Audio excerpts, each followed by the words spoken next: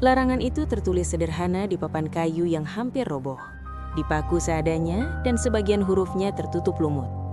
Dilarang menyebut nama di jalur ini. Banyak pendaki hanya membacanya sekilas lalu tertawa kecil, menganggapnya mitos lama yang tidak relevan. Kami pun sama. Hingga malam turun dan kabut mulai menelan jalur sedikit demi sedikit.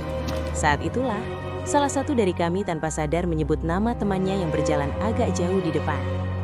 Suaranya tidak keras, hanya cukup untuk terdengar. Namun setelah itu, udara berubah. Hutan yang tadinya penuh suara serangga mendadak sunyi. Beberapa detik kemudian, nama yang sama terdengar kembali dipanggil. Bukan dari depan, bukan dari belakang, melainkan dari arah pepohonan rapat di sisi jalur.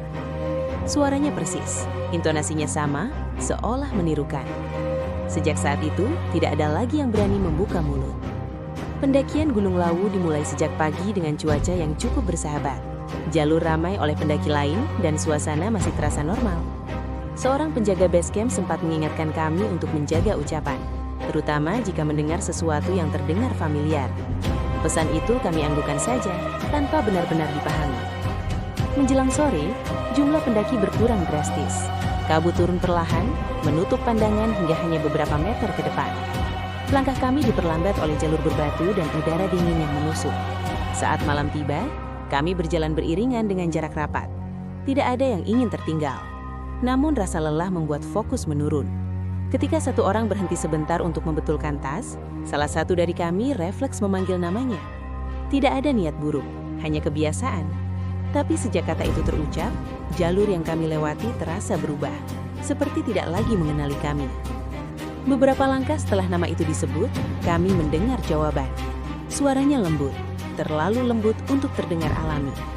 Jawaban itu tidak datang dari orang yang dipanggil, melainkan dari sisi jalur yang seharusnya berupa lereng curam. Kami semua berhenti. Tidak ada yang bergerak, tidak ada yang berbicara. Jantung terasa berdetak lebih keras dari suara napas sendiri. Kami mencoba melanjutkan perjalanan tanpa menoleh, tapi langkah-langkah tambahan terdengar mengikuti kami.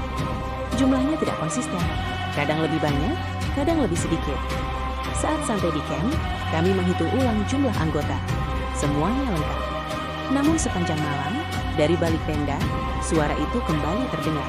Menyebut nama kami satu persatu dengan nada sabar, seolah menunggu ada yang menjawab. Tidak ada yang tidur malam itu. Pagi harinya, bekas jejak kaki mengelilingi tenda, meski tidak ada pendaki lain di sekitar kami. Di gunung tertentu, nama bukan sekedar identitas, ia adalah pengenal, penanda keberadaan, dan undangan. Menyebut nama di tempat yang salah berarti memberitahu bahwa kita hadir dan siap direspons. Banyak larangan terdengar konyol karena tidak dijelaskan alasannya. Padahal sebagian besar lahir dari pengalaman buruk yang berulang. Gunung Lawu bukan hanya soal jalur dan ketinggian, tetapi tentang batas antara manusia dan sesuatu yang sudah lebih dulu ada. Pengalaman ini mengajarkan bahwa tidak semua kebiasaan dari dunia bawah bisa dibawa ke atas gunung. Diam seringkali lebih aman daripada memanggil. Mengabaikan firasat kecil bisa membuka kejadian yang panjang dan melelahkan mental.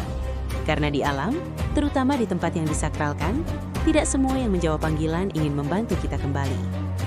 Cerita ini bukan untuk membuatmu takut naik gunung, tapi untuk membuatmu lebih berhati-hati.